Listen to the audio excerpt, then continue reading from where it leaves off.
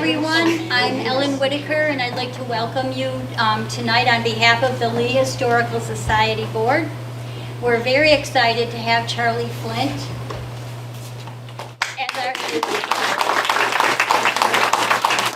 as our first speaker in this year's series to talk about Dodgetown. I'd like to introduce his lovely wife, Joy, who is also here with us tonight. Many of you know Charlie, but for those who do not, let me give you a brief introduction. Charlie is a Lee native and antique appraiser, arbitrator, and broker on the national scene, as well as a lecturer, writer, and researcher on the arts and local history. A Lenox resident, he is president of the Lenox Historical Society. His areas of expertise are many and varied, but his personal interests include the early history of Berkshire County, and as he was raised in East Lee, tonight's topic is of special importance to him. Thank you, Charlie, for all of the work you've done on the topic of Dodgetown. 2 notes before we begin the program. Please stay after his presentation for some refreshments, and also visit our membership table. We'd love to have you join the Historical Society. Charlie, I'll turn the mic over to you. Thank you. Ellen, I posted, is this too loud? No. Oh, I posted some information on the Lee Historical Society group in Facebook, and I posted about Dodgetown, and Ellen asked me if I would give a talk on Dodgetown, and I love giving lectures. I hung up the phone and I panicked because I realize all the information I have is the same information that I put in my posting. I don't have anything new.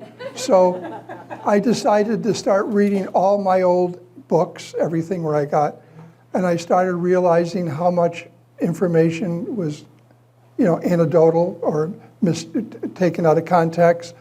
Some of the history was written 70 years after Dodgetown closed.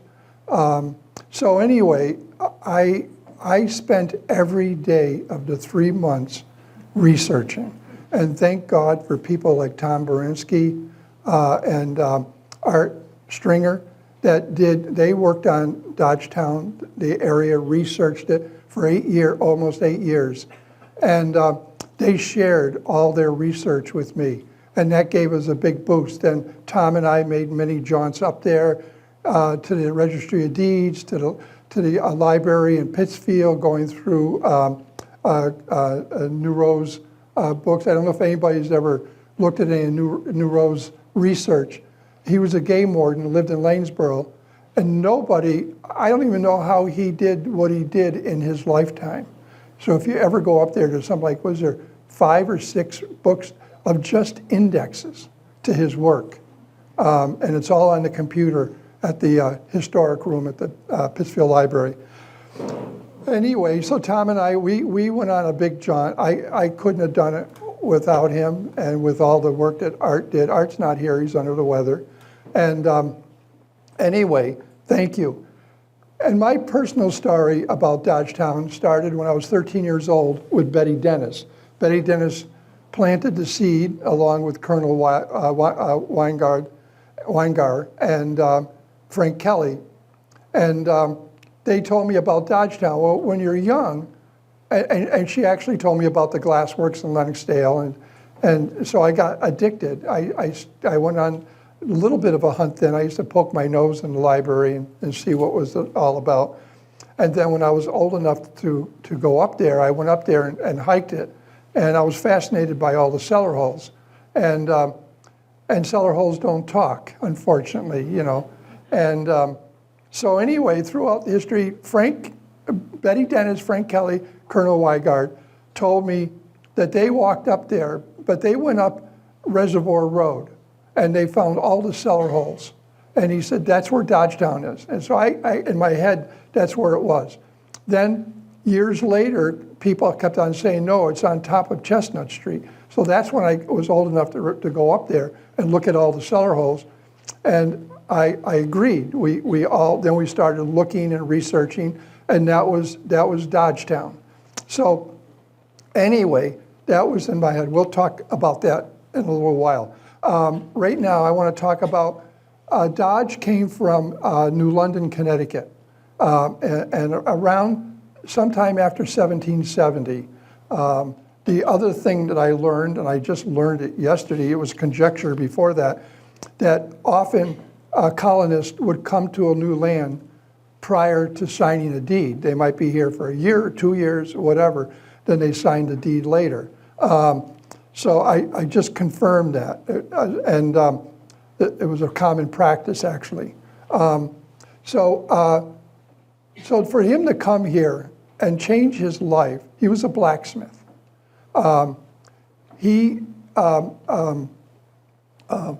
had to pack oxen carts or carts, and I don't think, to be honest with you, that he came alone. I think he came with his brother, and I think he came with his father. His father was a blacksmith, a seasoned blacksmith, and I don't think he could build a blacksmith shop by himself at the age of 24. So I'm sure that they had to have help. And to travel, there were no roads west of Boston. I mean, we had paths. We had paths that were created 13,000 years ago by the Paleo Indians following deer paths. And that's all there really was here. So they had to travel with these carts that were wider than the paths in most cases, and they had to travel with two teams of oxen. Sometimes it's 2 oxen and 2 cows. Sometimes it's 2 oxen and 2 bulls, or whatever the case may be. But they pulled them. But it probably took them a month just to pack these carts with the proper equipment needed to set up a house, a home, or whatever, and clear the land. And they traveled from New London to around the Hartford area. They took a flatboat. They loaded everything on the flatboat. I don't know if they did it all 2 or 3 carts at the same time, but they were brought across the river, and then they traveled to Springfield, and then from Springfield they came west. It sounds like it was an easy trip, but they only traveled from 0 to 2 miles a day, and they walked it, and it's 165 miles from their home to where they were in Dodgetown. And they had to, oxen don't know where to go. They have to be, directed. And so they ended up walking all the way. And that was very common practice back then. People walked everywhere. They might have been lucky enough to catch a tavern where they can get more supplies, some rest, take a bath and eat, and they were back on again. They followed marked trails. I don't know what the trees were marked in Connecticut, but in Massachusetts, it was, I think it was Hutchison was the governor, and the trees were marked with an H. So they might, and it wasn't just for colonists, it was for the post office. The postman on horseback followed the marked trees. So anyway, this caravan approaches the, I'm cutting out a lot because I want to get into Dodgetown, and that's what you're all here for. So anyway, they approached the property, and I don't know if anybody, 80% of the property, I read this somewhere, 80% of the property in Berkshire County was cleared by farmers. So we rarely ever see what virgin ground looks like. Virgin ground was the ground that was left behind from the Ice Age. The last Ice Age was 13,500 years ago. And when the ice was a mile thick and it was filled with dirt and rock and all kinds of debris when it came down from Connecticut, it was a mile thick, if you can imagine that. And so when it receded, it left behind all this dirt and filled in the valleys. And actually, I'll back up a little bit. Before, there's several ice ages. There's not just one. But before the first ice age, the mountains in the Berkshire County area were 18,000 feet above sea level. We look like the high Himalayas. because of the ice age that it toppled over the top of the mountains and sheared them down, filled in the valleys, and so on. So anyway, I forgot where I was going with that. But anyway, so when Dodge showed up at his land, it was peppered with rocks everywhere, and all the land was in all Berkshire County, and they had to clear the land, and that's the first thing they did. Then they had to evaluate. They had to survey their property, where they're going to build a house, where they're going to put a privy, where they're going to build a barn, where they're going to build a blacksmith shop. They had a lot of decisions to make, and they had to remove all the stones. They had to mark the trees. Luckily enough, the first settler in this area was Jesse Bradley. Jesse Bradley was here, and he was probably the first person Ashel met. And he had a sawmill. So I have a feeling the two of them did some business together, being a blacksmith and a sawmill. There was a tremendous amount of bartering going on in the early days. So he had to build a tent on the property. They had to start clearing the property of the brush. Sometimes they burned it, sometimes they cut it. They had to feed the animals. They had to open up pasture land so grass would grow and cows can eat. They were located on a brook, and so they would corral the animals for the brook for fresh water. They had to build a spring. They had to build a cover over the spring so animals wouldn't go to the bathroom in it. You have flavored water. So my estimate, based on all the research, that Ashel left in the mid-spring, and they, like I said, they went across the riverboat. They came up. I got ahead of my own notes. So it took them anywhere from 6 weeks to 2 months to get here. It wasn't easy. It was very, very hard. They had to deal with a lot of rocks. They had to deal with mud. They had to deal with fallen trees. That's why I said some days they don't travel, because they had to cut the tree, big tree. They had swamps that they had to go through. They had brooks to cross. It was a very, very, very hard, slow, tedious trip. So anyway, Ashel, like I said, set up a camp. And I'm assuming it's only the three of them. Maybe one other brother came, but I'm not 100% sure.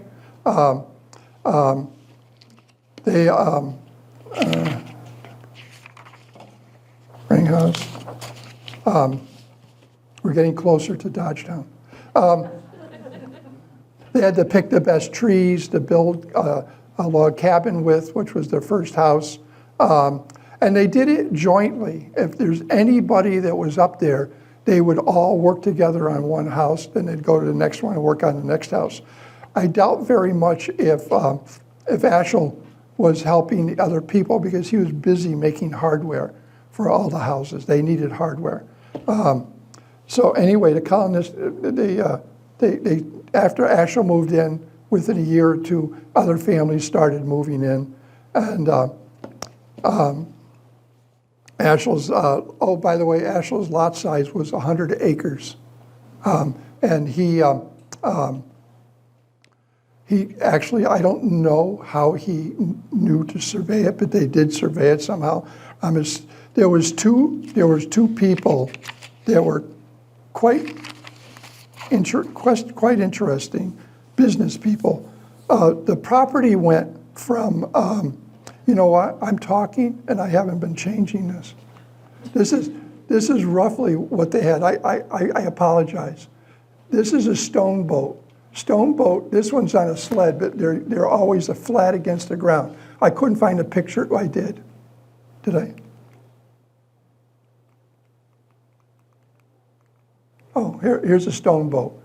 They would roll stones onto that, and they would bring it to where they wanted to go. They had many options. They could build a stone wall. They could build a cellar hole. They could use it for a liner for a well, for a barn, privy, anything. They moved the stones around, but they rarely took the same path twice, because the weight of the stone boat being pulled by a team of oxen would flatten the land at the same time. So they did two things at once. So, and this is a kind of a lean-to temporary. This is after the tent, they would build something temporary. Then they would go ahead and they would build a log cabin. This is another a woodcut of building a house, a more formal house, and how people work together. This is the blacksmith shop. This is the type of stuff that Ashel had to bring with him.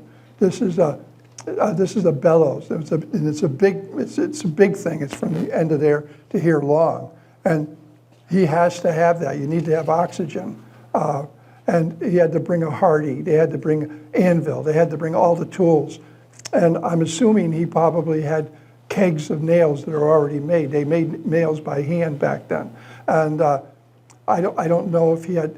They were burning charcoal. If they didn't bring charcoal, they had to make charcoal. They had to know how to do it. So this is a map, an early map, an 18th century, like 1760, 1770, and you can see Massachusetts took part of Connecticut and part of Rhode Island at one point. And I don't know how all that got broken up. But anyway, you don't see any roads on here. You just see paths, rivers. This is the Dodgetown map that we are all familiar with. This is Route 20 here, and this is Chestnut Street. I have to tell you, Chestnut Street wasn't really put in until about 1780. Am I right, Tom, about that? 87. It was put in 87? Yep. There weren't any roads in East Lee.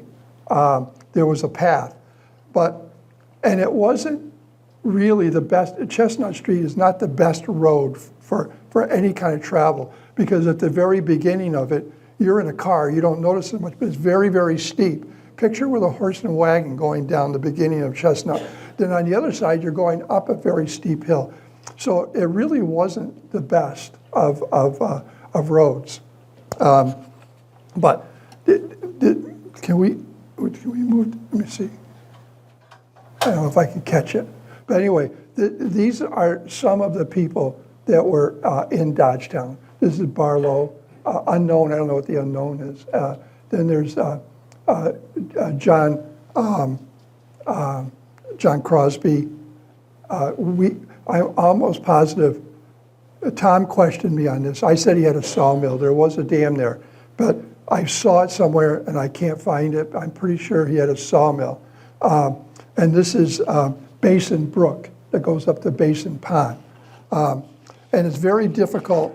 We always look for tattletale signs when we're walking along the brook to see what type of industry it was looked. Unfortunately, there were two major floods. There was one from Basin Pond, the dam broke in 1885, and then there was one in 1968 that did a tremendous amount of damage.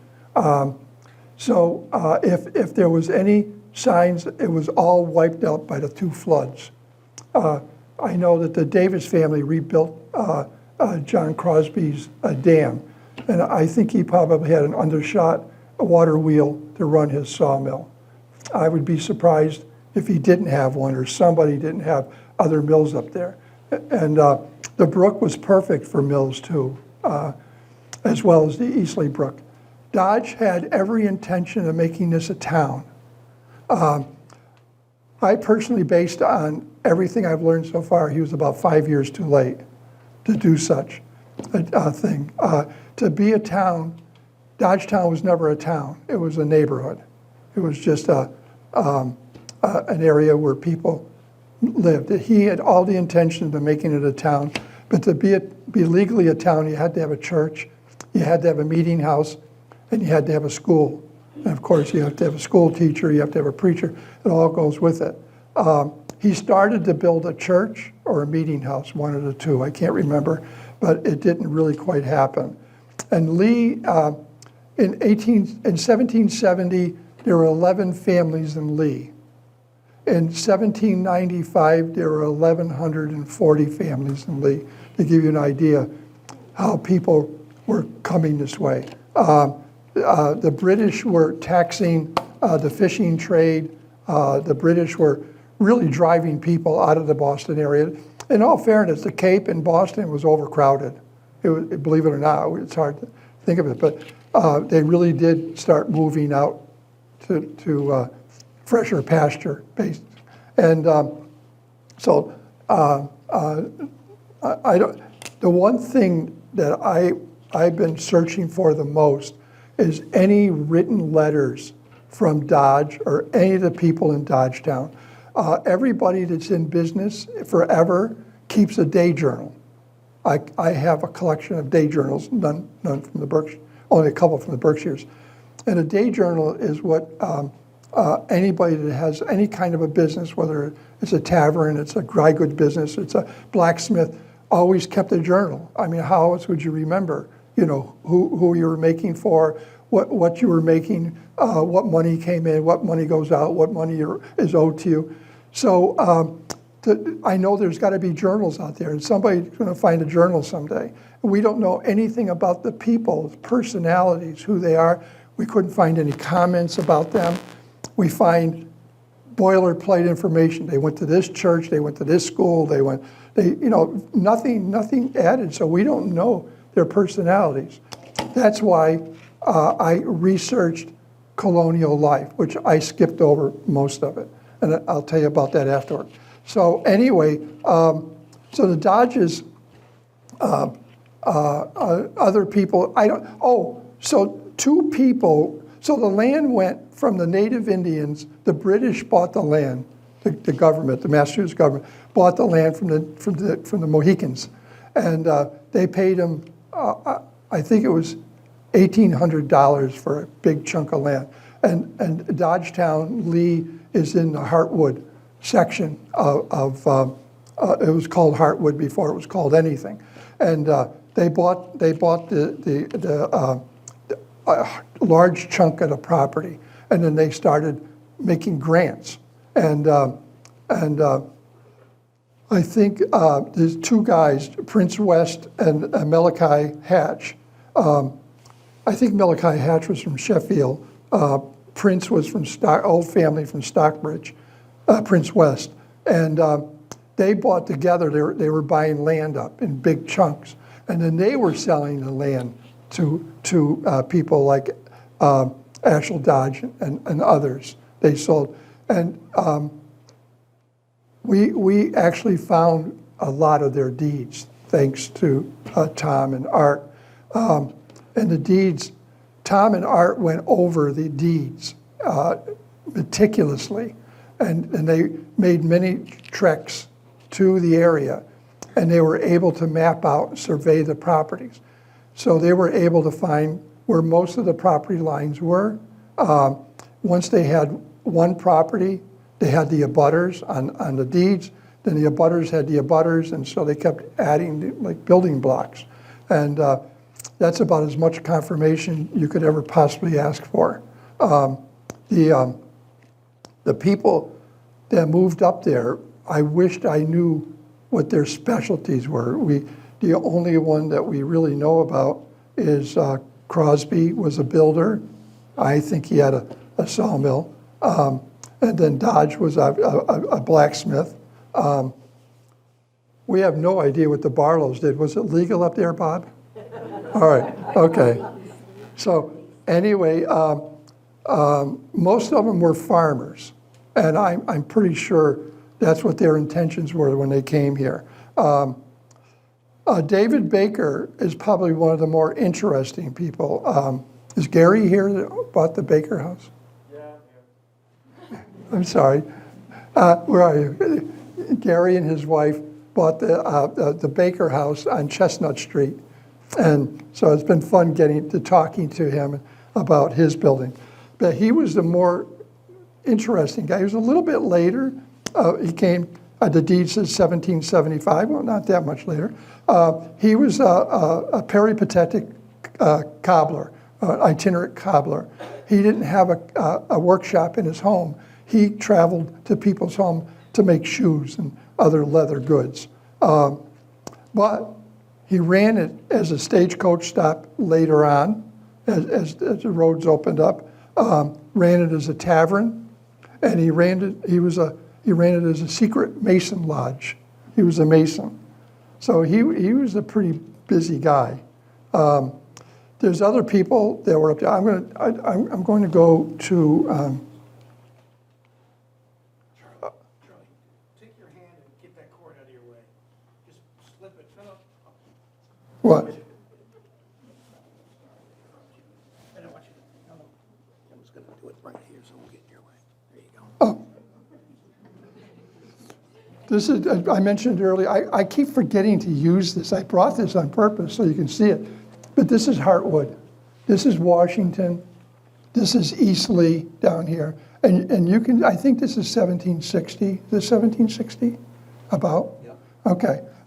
So you can see what it looked like in the Berkshires in the early days. Yokentown is Lenox. Actually, that might be my next project, and I'll explain that to you very quickly. Mount Ephraim is Richmond. And so Pittsfield was Partridge Town, Peru, I mean, sorry. I don't know, Pittsfield was Pontuzic. So the towns had completely different names. And if you go south of here, there's a ton of towns are all broken up into little towns. Then they got joined together. But the area that we're talking about is right here. I think I'm drawing that correctly.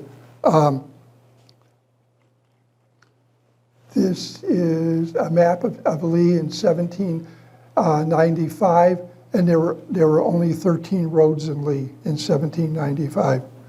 And, you know, it was a lot of work to make a road, you know, and they had to think about it, they had to survey it, they had to have workers do it, and it was all done by hand. This is Chief Conkapot. He was a Mohican. He was the main person that they dealt with when they negotiated the properties. Chief Conkapot had a cabin. I can't remember the technical term. Kind of an igloo on Park Square in Lee. In 1760 to 1770, he lived on that path. I'm assuming he lived there with other natives. This is the deed. This is part of the deed dealing with the Mohicans, that were the British government dealing with the Mohicans. This is only part of it. I think it's 3 pages. This is the Barlow, went up there with Barlow. That's Susan Church Davis. And this is the house burnt down, I think, in 1948, Bob? Right around there. All right, around there, yeah. The upper house is Davis's all the way at the end of Chestnut Street on the right. This is Gary's house here. This is David Baker's house. And then across, this is the dam. This is the dam that was built twice. That was the dam for John Crosby. This is a Baker house across the street, kind of diagonal from the David Baker's house. And I don't remember which Baker lived there. This is the typical path. This was a road once that people traveled over with wagons, to give you an idea what it was like back then. This is a cellar hole that we found on the right side going up Chestnut Street. I'm not sure. I didn't see the sign I didn't see a fireplace, the base to a fireplace, so I'm assuming it was a workshop, possibly a barn. This is actually interesting. This is the Barlow desk. This is, I've known about this for a long time, and I think I figured it out. This is actually in Davis's house, and it's a diminutive size. As an antique dealer, the construction of it is very, very country. And for example, you almost have the slant front writing surface that's closed is made like a door, opposed to like a slant front with breadboard ends. It's a diminutive size. It is kind of a country Chippendale. They added a little style on the bottom. Everything about this desk is really, really unusual. And it's of the period. I found where Seth Barlow stayed with John Crosby for a while. And that's probably how the desk got there, and probably just left it. Maybe he saw that John Crosby was using it and he said, leave it there. It's been there ever since. Do you know it, right, Bob? You've always known about the desk, right? You told me. Oh. There goes my provenance right out the window. I thought you told me, that's why. So, anyway, this was always known. I lost my source, so I don't know who my new source is, but I've always referred to this as the Barlow desk. Anyway, this is the hardware. This is what Ashland Dodge was making. He had to make all kinds of H and HL hinges. This is the HL with an L, and then just straight up it's called an H hinge. These are heart-shaped door latches, and this is a strap hinge. And then, Gary, you said you have some of these, right? Yeah, the house is a mixed bag. Yeah, but you have some similar to this, right? Yeah. And then the house across the street was on the market. And so I got a chance to look at the inside, and I found some of these hinges in that house. So Ashel was very busy. This is James Barlow. This is James Barlow with his team of oxen. I got this from Bobby, right? You're going to back me up on this? All right. So anyway, this is a wonderful picture. Do you know the date of this picture? No. Yeah. And this is my favorite thing that I discovered. And I actually know a little bit more about it than Bob does at this point. I've been researching it. This was in Bob Barlow's family. And Seth Barlow brought that here from the Cape or from Boston on a cart. And it's an ostrich egg. And it seems like a very minor thing, except these were treasured by early colonial people, colonists, because they were a sign of fertility and they're a sign of new birth. And it was symbolic. One side has a little hole that they put a little string in with a stick. They just tapered the stick up, put it in, and then they hung it. And they hung it in the busiest room, in the corner of the busiest room in the house, so it would emit good luck and good health to everybody. So this hung there, and this was black. You said your aunt cleaned it? And the black from the soot from many, 100 years, 250 years of soot. So I can't believe that an eggshell would survive over and above all the other objects in the collections. And anyway, I found out that these were prized off the ships when whaling ships came home, especially if they were in Africa. They would bring these back with them. Of course, it would be a source of food on the ship. But if the egg survived, people would covenant to own something like this and put in their home. God, having this thing has been great. I should have used it earlier. But anyway, these are the documented people that lived in Dodgetown that we could find. And this is I don't know how many hours are put into this, but this is way more than we thought we were going to find. We don't necessarily know 100%. Do we know where most of these people were? Most, yeah. The cellar holes? Yep. Yeah, okay. So I will. I have a paper if you want to look at this afterwards. I'll leave it out so you can look at it and just see the names of the people. By the way, I'm related to the Barlows, so this was actually very kind of an emotional thing for me to be involved. And your mom was a Barlow, Bob is a Barlow, and I just found out that I'm distantly related to John Crosby. We share a great-grandfather. It was my seventh great-grandfather was a Crosby, And I don't know what, I would have to mathematically figure out. It's like his fourth or fifth great-grandfather. So I don't know if Crosby's related to Barlow, but I wouldn't be surprised. I didn't make the connection because sometimes they're done through marriage. Because often people knew people, family members, and they encouraged other family members to come. So possibly they're connected. Do you know of any Crosbys in your family tree? Okay. Anyway, so this, I'll leave this paper out so you can look at it later. This is Ashel Dodge's deed. This is part of what we, no, this isn't. What is this? I forgot. I put the wrong one up. It's 1764. The Indian. Oh, this is the Indians as well, right? But okay, I put the wrong deed up. I wanted Ashel Dodge's deed for people to see. So anyway, this is we had a hand-drawn map, but of course this is Chestnut Street.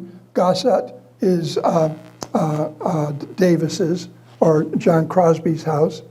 I don't know who Conway is. This is later. This is 1876 Beers map. And if you notice, all the roads are dead end. At one time, all the roads were connected. Oh, before I get into the other stuff that I want to show you, these are the people that, without these people, I couldn't do what I did. It was like a godsend. Everybody bent over backwards, helping us. And these are all the.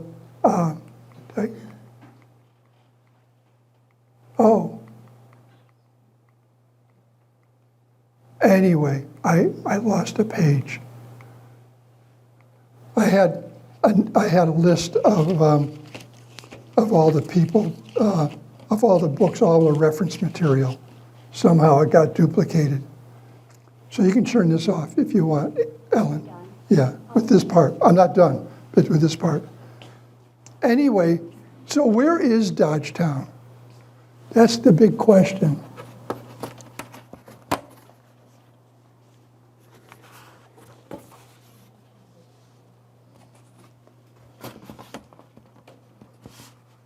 Tom Hoffman got me addicted to LiDAR. Everybody know what LiDAR is?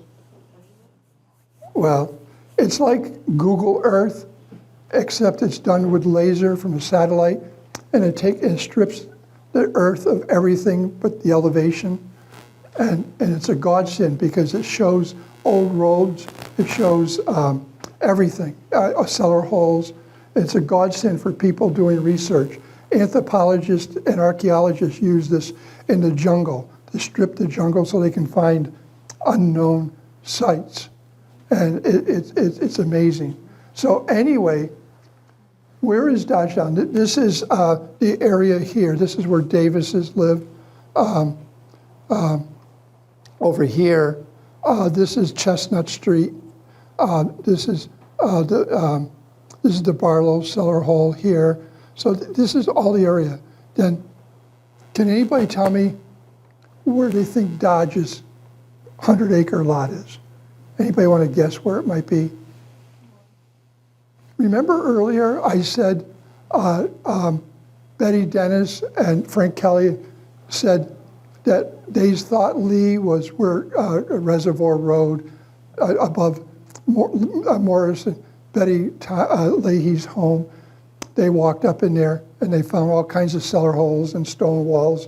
And so they thought that was Dodgetown. Well, that was over in here. This is Reservoir Road here. This is what it looked like. Now it just ends at the reservoir. But this is and this was the county road at one time. This road went from East Street in Lee, and it went all the way up through Washington to Beckett. And that was a major road. Stagecoaches and whatever have you went over that road. Landers Road is right here, and Landers Road ends abruptly at the top of the hill. But originally, it was a major road that went all the way over into the Dodgetown area. Well, I'm going to show you right now, actual Dodge's 100-acre lot was right about here. Am I in the right place, Tom? To the right, The other right, okay. Right about there? a little more. A little more? Yep. Okay, no, you're right, I spotted this, that's right. Here's the valley. This is the 100-acre lot here. So this is officially from this point on. If anybody asks you where Dodgetown is, Dodgetown starts here, ends up here. The whole thing is Dodgetown. With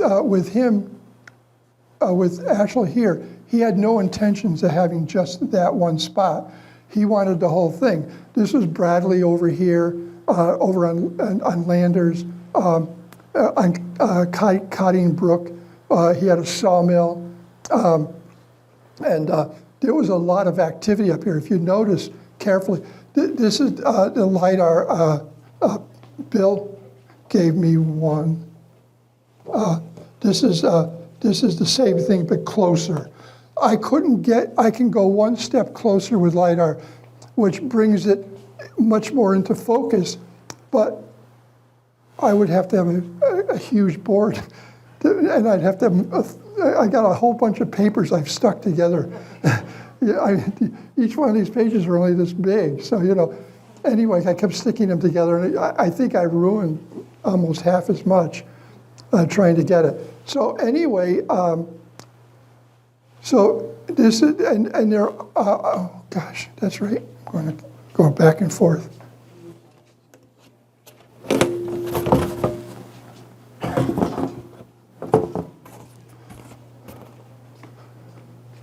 So if you can picture this is Dodge right here, right here in this valley, and this is Stanley down here. Stanley was on both sides of him. He was on all three sides. Then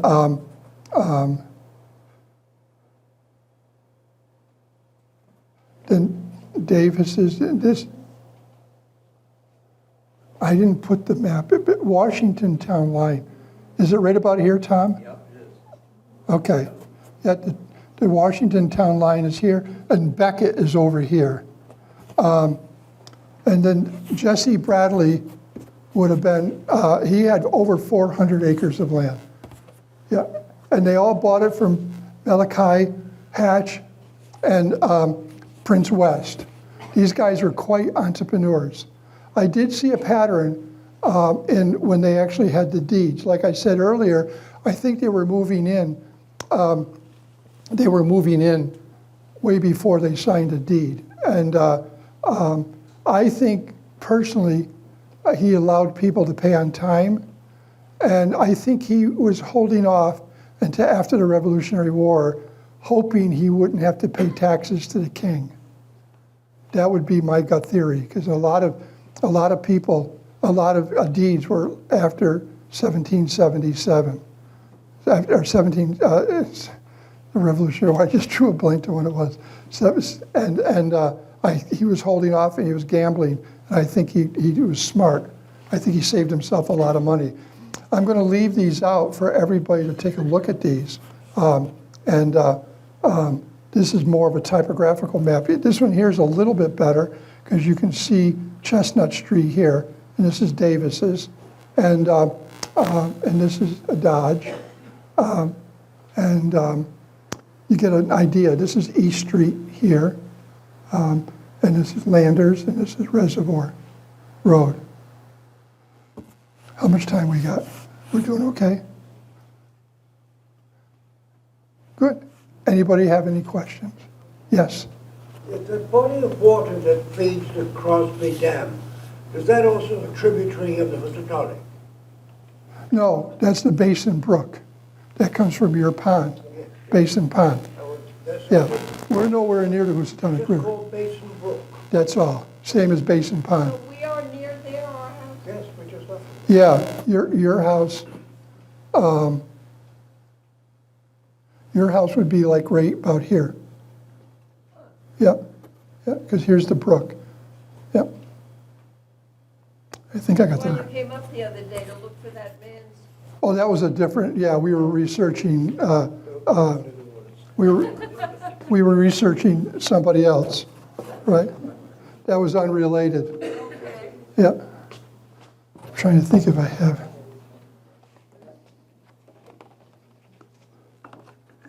So you had a question? Yeah, what would the Eastleigh Brook be?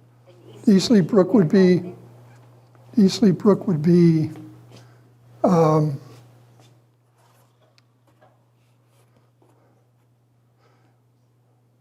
right here.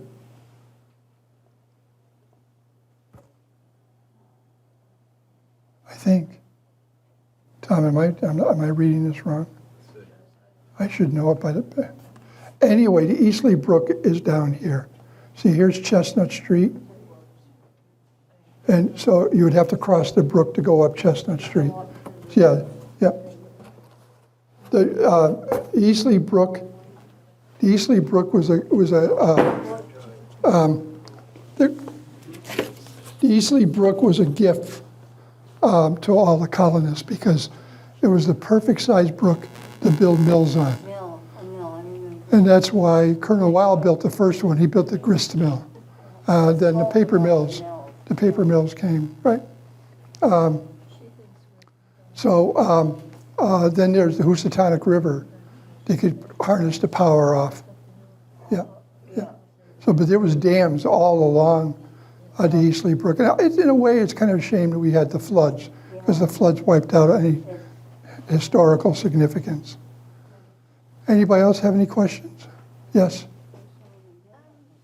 Charlie, what year approximately was Dodgetown first opened or occupied? Well, Dodge would be the first person. I mean, even though Jesse Bradley was there first, because Dodge had the idea of making it a town, and that's why he named it after himself, Dodgetown.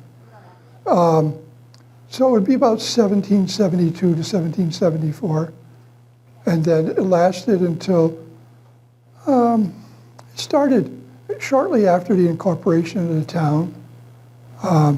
People were moving up there. There were more people than what I've had on the list up there later. I didn't get into any of that, but then people started moving down into the valleys. People moved up on top of the mountains first because they were afraid of the native Indians. They were afraid of mosquitoes because in Europe you got diseases from mosquitoes in the swamp, the lowland. So that's why they went to the top of the hills first. And Lee is not the only one to have a Dodgetown. Lennox had Yokentown. Great Barrington had Pixley Hill. I'm trying to think, and of course Tyringham and Monterey had Township 1, where the Bidwell House Museum is. That was the heart of Tyringham and Monterey, and there was a village up there. I don't know how many, I never counted it, but there had to be at least 15 to 20 homes up there at one time in the mid-18th century. And Yokentown, I've counted 18 cellar holes. And there are no homes up there now. There's the town reservoir. Yeah. So it was very common for the hills to be settled first. Is there any other questions? Yeah. I've lived up there, 50 years. My brother taught at Cranwell. And when the dam went in the 60s, all there were wood things, leftover pieces of wood. And there was this little mud pond, they called it. We used to hike back up, if you go up Beckett now, in there, but I think I remember, okay, is lots of walls that looked as though they were walls of fields Oh, yeah. No, in the woods up there. no, they were all farmed. Yeah, that would be the town of Washington. And no, they were all farmed. Because I remember was so surprised to see Yeah. in the midst of all the trees. And that would be these, things. that would be north of Davis's. Yeah, and so Was Dodgetown completely abandoned for a while? well, not for a while. It became abandoned, and The Barlow was the last living family up there in the actual wooded area. Chestnut Street still had families, both old. Were they stricken by an epidemic like tuberculosis or anything? No, they were just, not that anything we've ever read, and they would have written about that. There's a big cemetery up on the mountain there. On October Mountain, Yeah. no connection between the two. No, that was a totally different settlement. Yeah, not related. That lovely desk, is there any way you could date it or know who made it? No, I looked at it somewhat carefully, but I was a guest in their house. I didn't want to start taking their furniture apart. I mean, it's always embarrassing when you turn your cup over to see who it was made by, especially when it's full. Actually, I had that happen once. Somebody else had a question over here? No? Yes. Other than blacksmith and farming, was there any other industry? There were leather workers. There were two sawmills, or sawmill one for sure, because we saw it in Jesse Bradley's deed. I personally think, yes, and he was a builder, and there was a leather worker. Who was the leather worker? Stanley. Yeah, was a leather worker. I think there might have been two leather workers. Huh? He's a tanner. He was a tanner. Yeah. Yeah. So, yes.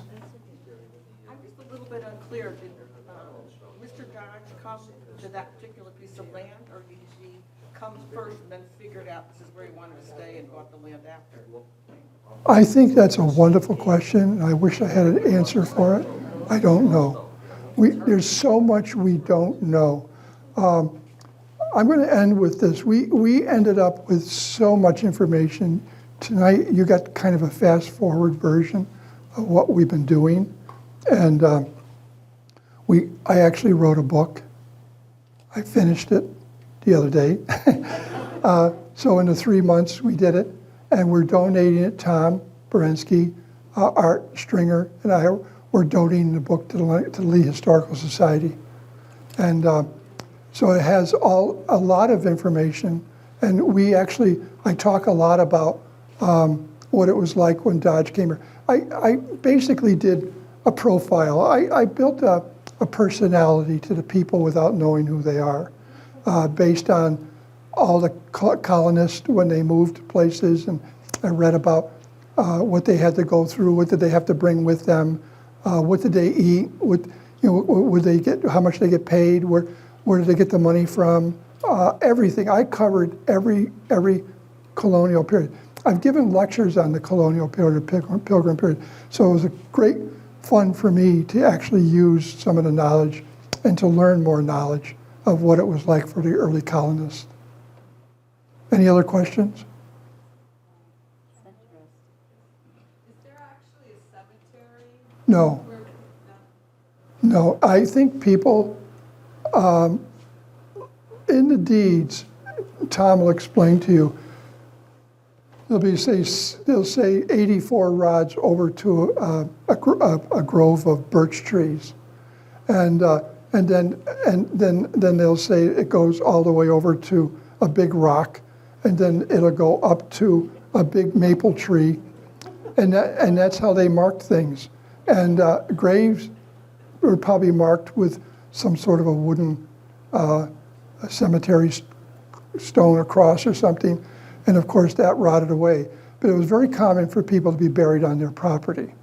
So unless you had terrific patience and a ground radar penetrating machine, you'll never know where the person was buried.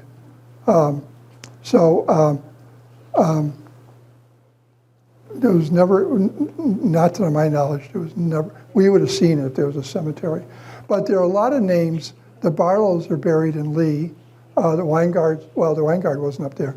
I don't know, we tried Find a Grave. And Find a Grave is a really great source on the internet because it's almost like a family genealogy. You can go back in the family once you find it. So we often use that. So anyway, it would have been nice if there was a cemetery, but they wouldn't have had a way to get a stone. I mean, there was no stone carvers. And we're talking a very small window of time. We're talking 1770 to about 1777. So basically, this whole lecture was on 7 years period, a very, very tight period. So, but if you want to know a lot more, buy the book when it comes out. So no other questions? Thank you. You're welcome.